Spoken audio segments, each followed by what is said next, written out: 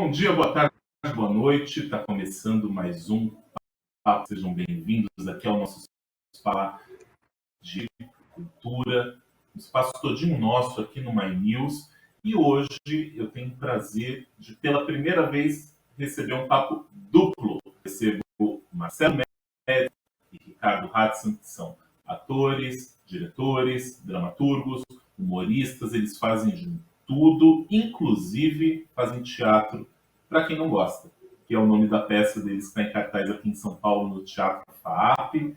A gente vai falar sobre a peça, a gente vai falar sobre teatro, a gente vai falar sobre cultura, a gente vai falar sobre tudo, e a gente vai falar sobre isso depois da vinheta. Pode, Gabriel.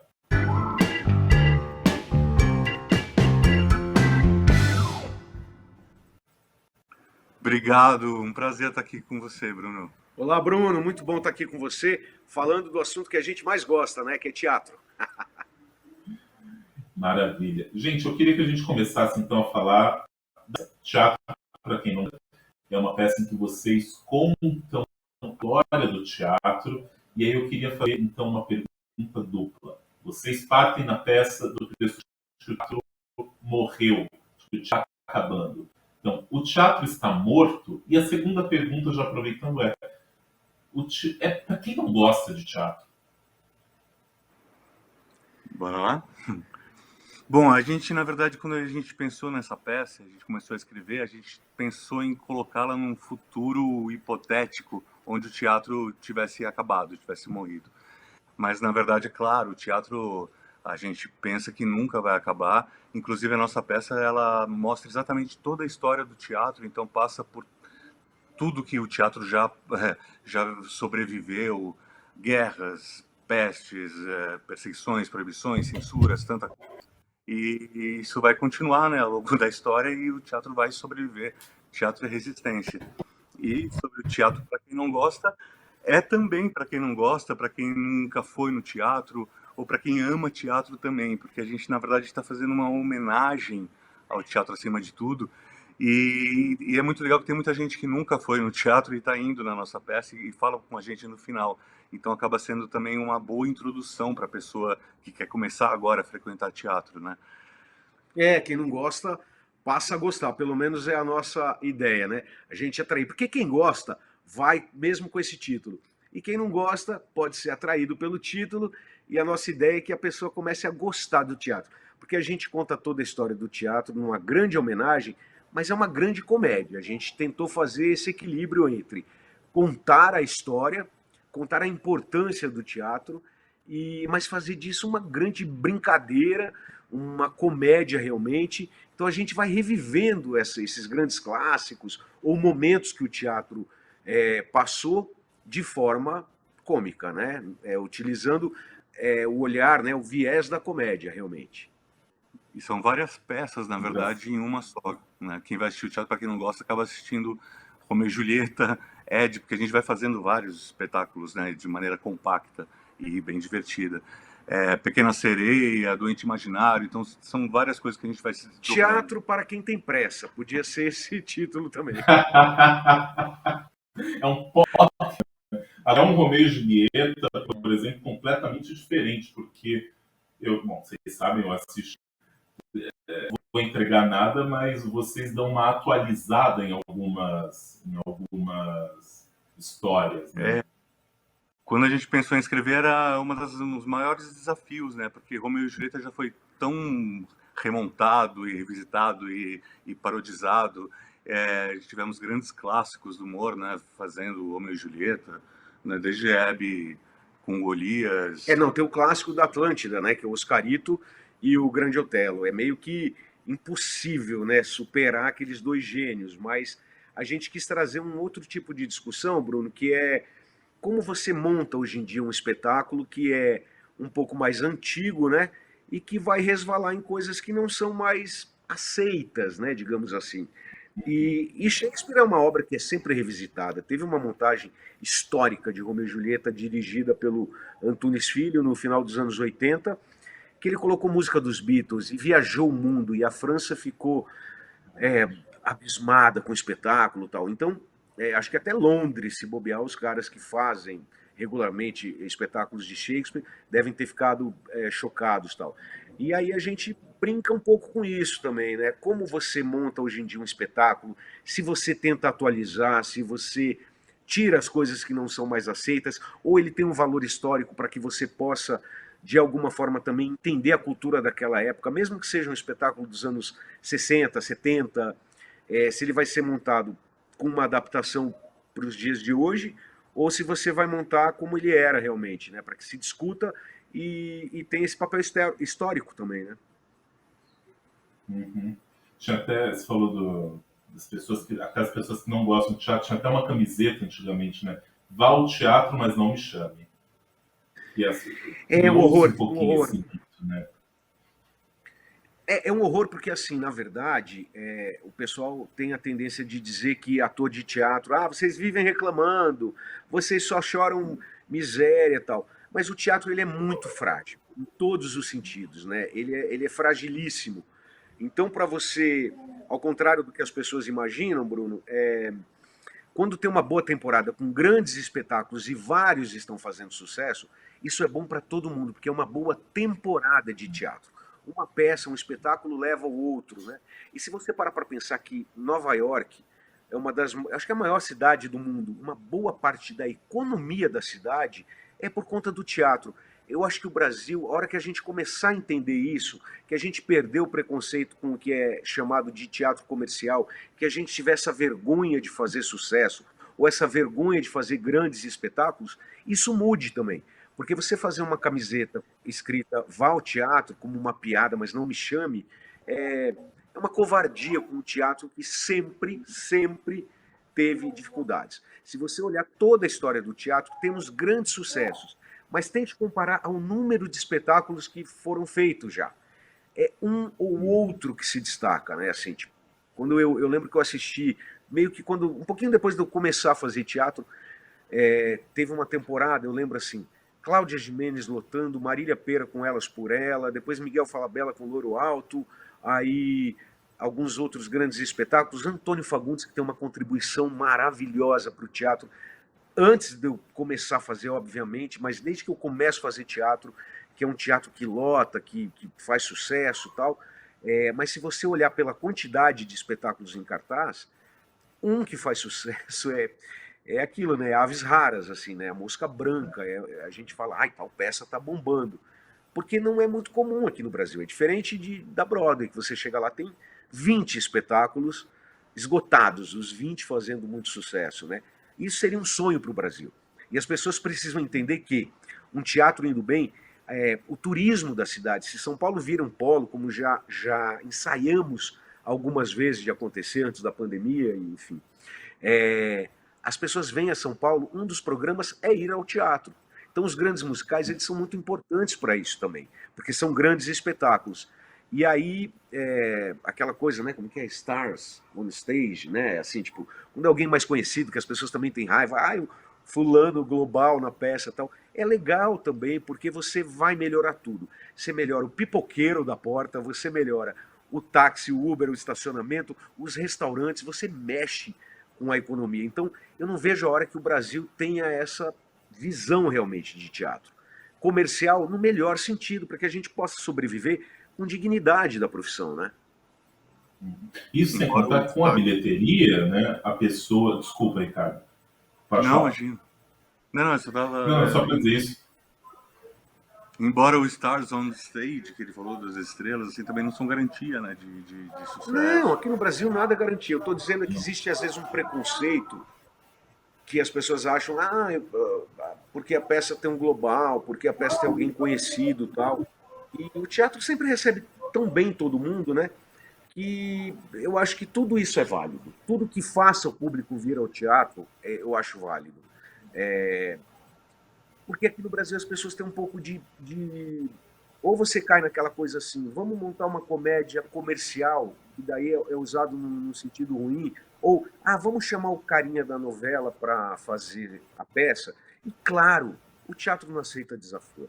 O teatro, se ele não for bom, se o público não gostar, pode ter o que for. Pode ter ator conhecido, pode ser uma comédia, como as pessoas falam, pode ter 5 atores conhecidos. a peça não acontece. Isso é real. É, é. Não, eu só ia dizer que com a bilheteria também, você tem o salário da pessoa que vai movimentadinho, vai mudar o posto de gasolina, claro, o posto de gasolina, né? Mas enfim, que vai movimentar coisas por si só. Agora, eu queria voltar numa coisa que você falou. Existem boas temporadas, mas vocês dois, assim, Marcelo a gente conhece das novelas, a gente já conhece de humorístico, a gente conhece há muito tempo. O Ricardo, para quem não conhece, é uma das cabeças pensantes por trás dos sucessos como o Cada Um com seus problemas, o Cada Dois com seus problemas e agora o Teatro para quem não gosta, que só não aparece muito porque é tímido. É muito tímido, mas que é um gênio. Mas enfim, a pergunta é: vocês fazem sucesso com o teatro antes de fazer sucesso com a TV. O Cada Um com seus problemas sempre não, mas se tornou um sucesso muito grande antes de o Marcelo ficar muito conhecido na TV. Qual que é o segredo? Bruno, você quer falar? Não, você, o Cada Não, Um. não, eu quero dizer só porque assim, o Cada Um, eu estreiei em 2004 e aí eu fui para a novela em 2005 fazer Belíssima. Eu seria muito injusto se eu não dissesse que a televisão ajudou muito, mas não porque, pelo simples fato de que as pessoas me viram na novela e falaram: nossa, eu quero ver esse cara no teatro. Eu já tinha o espetáculo, que é direção do Ricardo, e ele foi colaborador do texto e criador de alguns personagens. Por exemplo, a Mãe Jatira é uma ideia do Ricardo, o Mico Leão, enquanto personagem, é uma ideia dele, aí eu desenvolvi o texto, tal, enfim. Mas quando a gente estreou no Crown Plaza, que era um teatro de 150 lugares, eu acho muito importante falar isso, porque senão a história não é real, né? Nós estreamos muito bem. Eu tive a sorte de, uma semana antes da estreia, o Jô Soares, conseguiu me encaixar. Porque a gente não tinha grana para anúncio, não tinha nada, não existia rede social, tinha o Orkut no máximo, né? E eu fui no programa dele, então eu pude avisar as pessoas que eu estava em cartaz. Então estreamos bem, lotamos, eu acho que o primeiro final de semana e tal, mas eu fiquei um ano em cartaz. E eu tive altos e baixos no espetáculo. Eu cheguei a fazer o Cada Um com seus problemas para 20 pessoas. E aí, e depois para 150, que era o máximo que tinha de capacidade no Teatro Carauni. E eu tenho que agradecer ao Carlinhos Mamberti também, que segurou essa onda comigo. Ou seja, o teatro é hábito também. Você fazia uma temporada que você tinha tempo de que as pessoas soubessem que você estava em cartaz. Agora, claro que nem tudo são flores. Alguns dias era mais cheio, outros dias mais vazio. E com o fato de ir para a novela, quando eu fui fazer Belíssima, a primeira novela, eu estava com a peça na manga. Aí eu perguntei se eu poderia fazer a peça no Rio. Fizemos por 6 meses. Aí aconteceu aquelas loucuras de teatro, aquela magia que acontece. Foi uma estreia absurda, foi o elenco inteiro da novela e alguns atores que eu nem conhecia pessoalmente, que eram da novela, então teve uma divulgação muito grande, ou seja, chamou atenção para a divulgação que nós tínhamos na época também, que era revista, jornal, ainda existe, mas eu digo, ainda era isso que contava. Você sair na revista, você sair. Os sites estavam começando e tal. E aí nós ficamos 3 meses fazendo espetáculo no Rio, não mal de público, mas não era lotado. Um dia, Bruno, do nada, a gente olha uma fila, não é verdade? Foi. Eu olhei aquela fila, tomei um susto. Eu juro por Deus, eu não sabia que era para Cada Um. Eu até falei: o que está acontecendo aqui na galeria, né? Porque eram 2 teatros. O Teatro do Leblon era a Sala Marília Pera, a Sala Fernanda Montenegro. Aí a administradora Rose chegou e falou assim: olha essa fila. Eu falei: pois é. Para quem é? Ela falou: para você. Eu falei: para mim? Porque foi de repente, né? E desde então não parou de lotar. E o que você disse, Bruno, é verdade. O sucesso do teatro veio antes. Tanto é que foi um dia de apresentação do Cada Um com seus problemas lá no Crown, no pequenininho, que um dia apareceu o Silvio de Abreu e a Denise Saraceni, e eles juntos convidaram o Marcelo no final para a novela, para Belíssima. Belíssima. Mas o Silvio me ligou antes, porque ele já tinha me chamado para fazer uma novela antes, que não rolou, Filhas da Mãe. E aí ele me ligou e deixou um recado que ia assistir com a Denise Saraceni. Então foi o teste mais longo da minha vida, porque eles foram assistir a peça para fazer o convite no final. Então fica... Mas eu lembro que esse final foi muito legal, assim, porque eles foram lá no camarim, convidaram o Marcelo, tava eu e a Paula Cohen, que fazia assistência de direção, assim que eles foram embora, a gente começou a gritar. Assim, a gente fingiu o costume, ele me convidou, eu falei, nossa, Silvio, muito obrigado, fico muito feliz com o convite. Eles saíram, a gente ficou... Eles com certeza ouviram a gente gritar. Claro, né, os ridículos, um camarim desse tamanho, um teatro, um palco minúsculo, e aí eu fingi surpresa e fingi tranquilidade, aceitando o convite. Eu dava pulo de 2 metros. Enfim.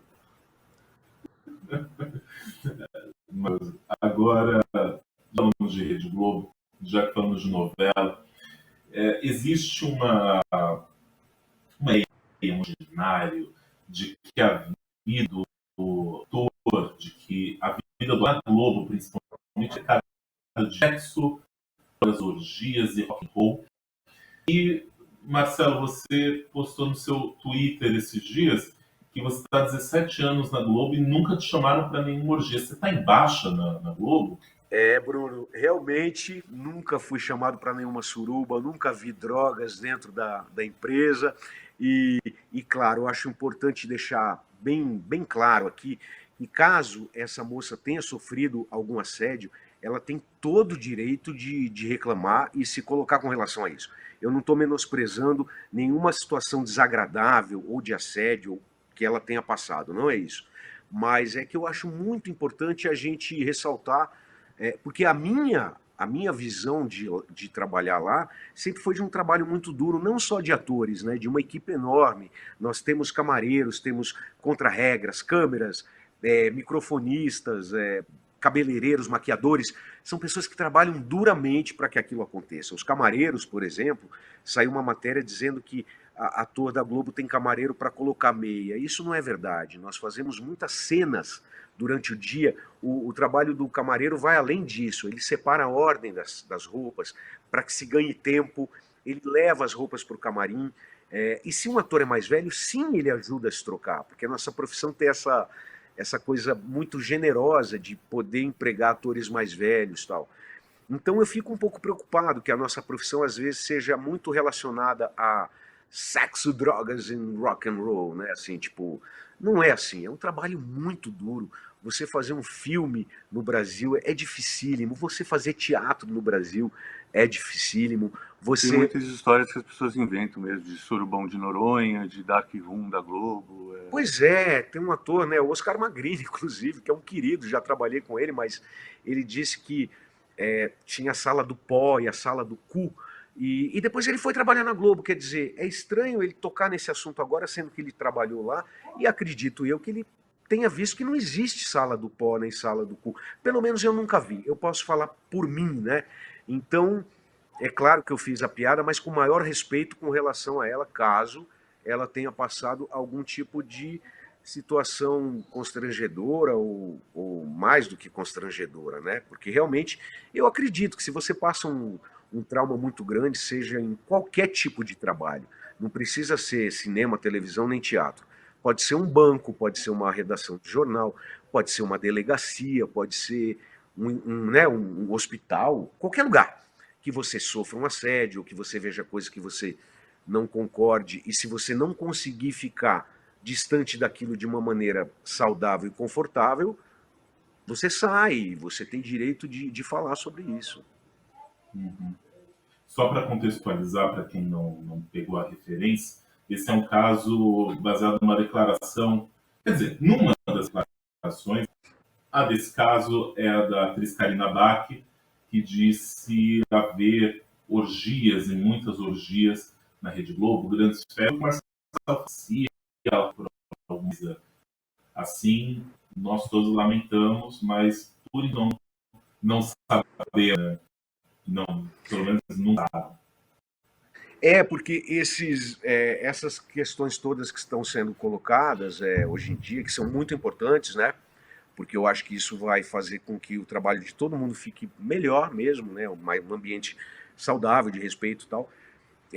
Tem acontecido muito na nossa indústria do entretenimento, já nos Estados Unidos, né? Que já vem o movimento Me Too, enfim.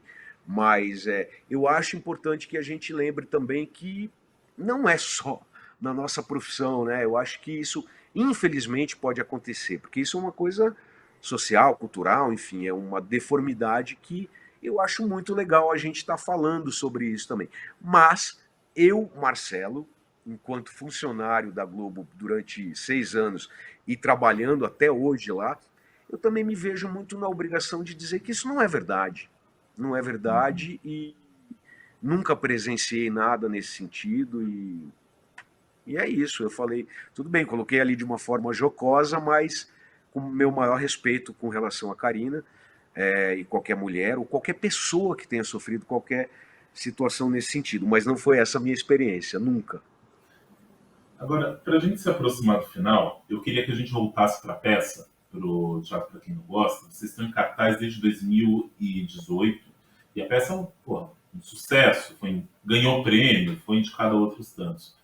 Lota o teatro e eu queria que você, na verdade, me dissesse o seguinte: a gente já sabe que o teatro piorou, o mercado piorou, como tudo piorou.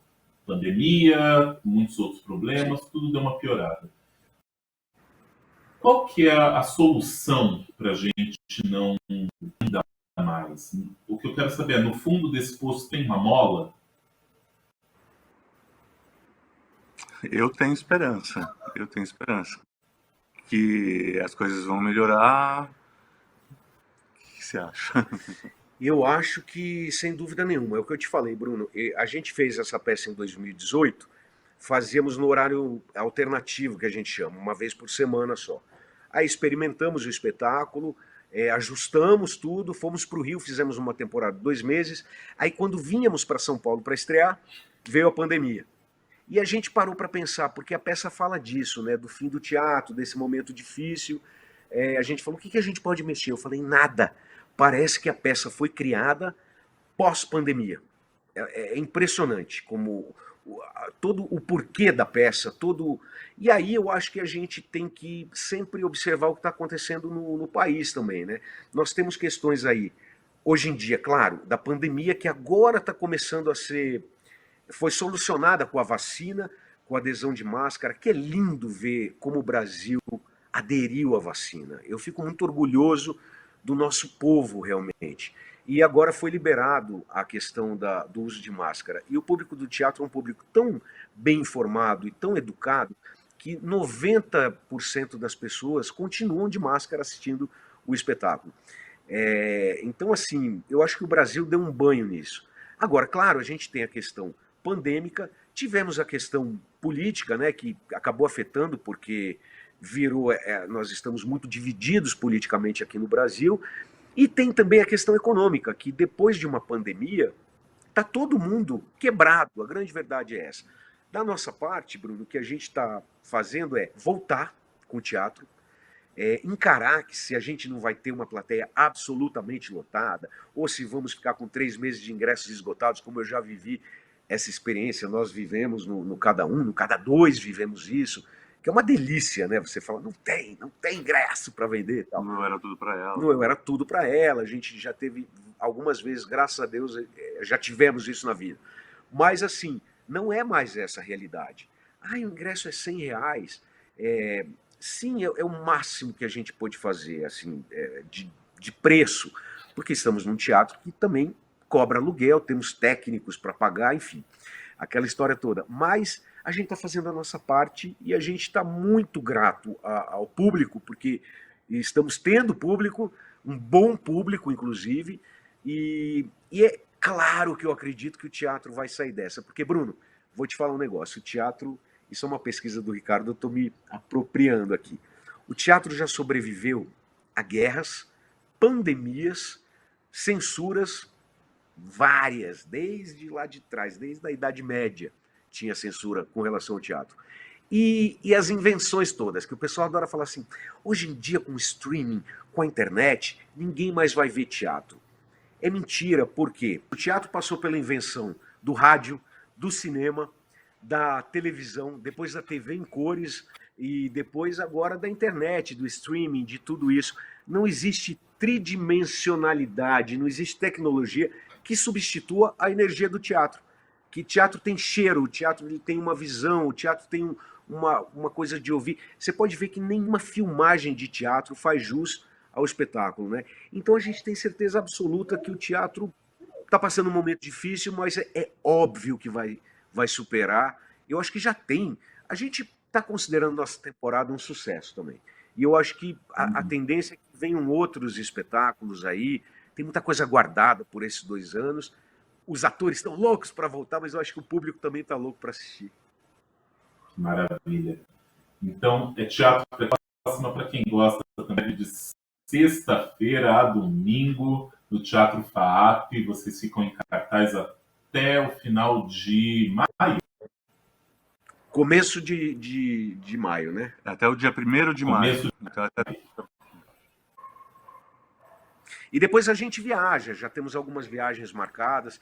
Curitiba, Porto Alegre, Recife, Belo Horizonte, Ribeirão Preto. E estamos fechando outras cidades aí. Nós vamos dar uma rodada esse ano aí. Nossa, uma turnê, né? Quantas pessoas podem fazer turnê? Isso é maravilhoso. Que bom. Então, meus queridos, eu agradeço demais a presença de vocês hoje aqui no nosso Papo Bom. Merda na temporada para você que fica aí. Teatro para quem não gosta, mas se você gosta também pode assistir, porque é bom, vale a pena. Se ri pra caramba. Eu vou dar o meu depoimento. Eu fui assistir, eu estava na primeira fila, eu gargalhava. Mas eu gargalhava. Eu adorei. É muito bom. E mesmo se por acaso a pessoa assistir e não gostar, ela pode assistir de novo, né? Porque o teatro para quem não gosta. Então. É feito para ela. É feito para ela. Avisada. Tá avisado. Ô, Bruno, eu quero te agradecer. Quero agradecer pela oportunidade de estar aqui e quero te agradecer por mais. Eu sou bem mais velho que você e eu fico muito feliz que tem uma pessoa tão jovem, com o interesse que você tem no teatro, com a seriedade com que você trata o assunto. E eu acho que pessoas como você, elas são muito importantes para o teatro. Aquilo que eu estava te falando da Broadway, né, de tudo que movimenta, então, a gente também precisa de pessoas mais novas, interessadas e se comunicando com as pessoas com relação ao teatro. Porque daí ele não vai morrer nunca. Fora que o Bruno é um dramaturgo também. Você já tem 9 peças, é isso, Bruno? Algumas, mas essas são para quem realmente não gosta de teatro. Olha, gente, a gente fica por aqui no nosso Papo Bom. Semana que vem volta. Hoje foi uma festa, porque, enfim, apaixonado por eles, vão com a minha cara. Para você que ainda não é membro, espero que você considere se tornar membro depois desse nosso papo. Assina o canal, ativa o sininho, enfim, tudo aquilo que você já sabe. Semana que vem eu estou de volta com mais um Papo Bom e até lá.